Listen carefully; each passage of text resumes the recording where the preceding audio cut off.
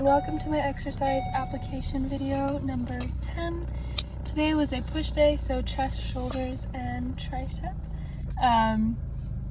Like I say in all my videos, this was a mainly type 2 muscle fiber exercise. You know, like for bench today I did sets of 5, a set of 5, a set of 3, a set of 2. So I'm working on that maximum strength, and so I'm doing very low rep, very high power. So that is recruiting mainly the ATP PCR system, which is the predominant fuel type we see in our type 2X fibers, alongside fast glycolysis. But today I want to talk a little bit about, as we train, what actually happens with our fibers.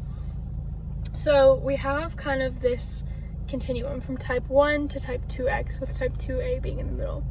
And you can't actually change a muscle fiber type, but you can have them act more like one or another. And so with training, well, first of all, what distinguishes a unique fiber is the myosin ATPase on the myosin head. So this is an enzyme that determines how fast ATP is hydrolyzed, and that's going to determine how quickly our muscular contraction can occur. So with things like bench press, where I'm very quickly needing to generate a movement, I'm needing more ATP very quick. Whereas if I had done the bar for 30, 40 reps, whatever, I would have needed ATP not as quickly. But you actually do use more ATP with slow twitch fibers. It's just over a longer period of time.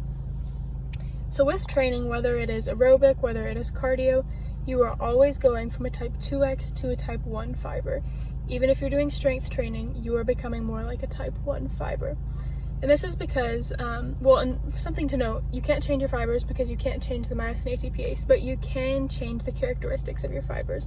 So for example, the more we train, the more mitochondria we're building up in our cells, the more we are relying on our aerobic pathways, which essentially allows us to be more sustainable. So the reason why even strength training today is helping me get more type 1 fibers, I am able to unlock a more sustainable energy pathways, so moving into my aerobic pathways when I adapt to act more like a type 1 fiber.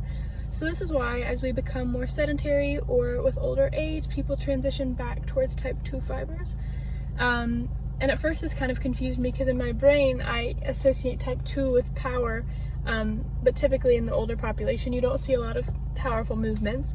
But the idea here is, when you're older or when you're in sedentary, you're not able to do as much. So for example, walking up a flight of stairs, you get fatigued very quickly because you are reliant upon such short-term energy systems that you fatigue very quickly.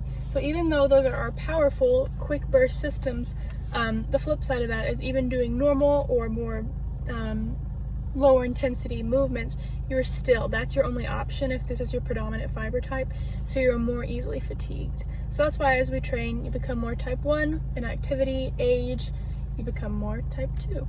So yeah.